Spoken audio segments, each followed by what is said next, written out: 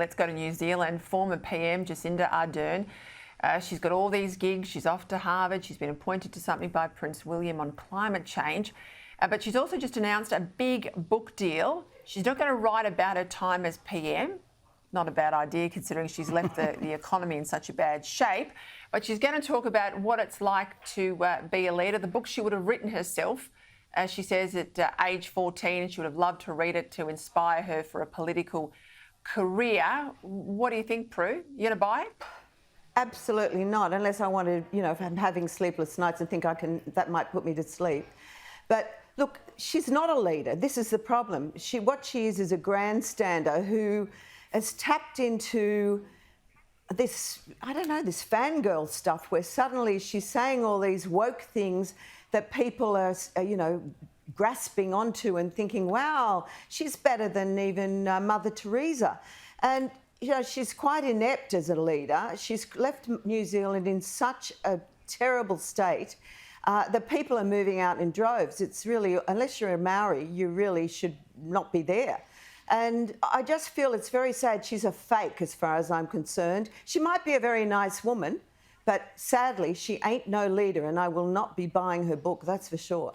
Peter, she's not a leader, she's a follower. She's followed world trends with a big smile and, it's paid off for her. But she's left New Zealand in a state of it's a basket case. So, and any book she's written, I think, it'll comprise around 2 chapters.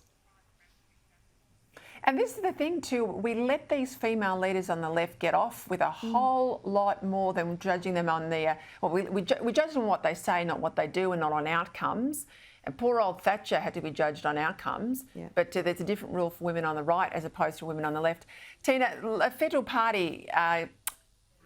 Liberal Party Council last week, the Women's Committee, quite a powerful body, represents all the women's committees of all the party divisions across Australia, for those at home who are not across how it all works. They passed a motion of support for Moira Deeming. They called on the Victorian Liberal leader, John Pizzuto, to immediately reinstate her. And they also passed this statement that said the Liberal Party strongly condemns the silencing of women.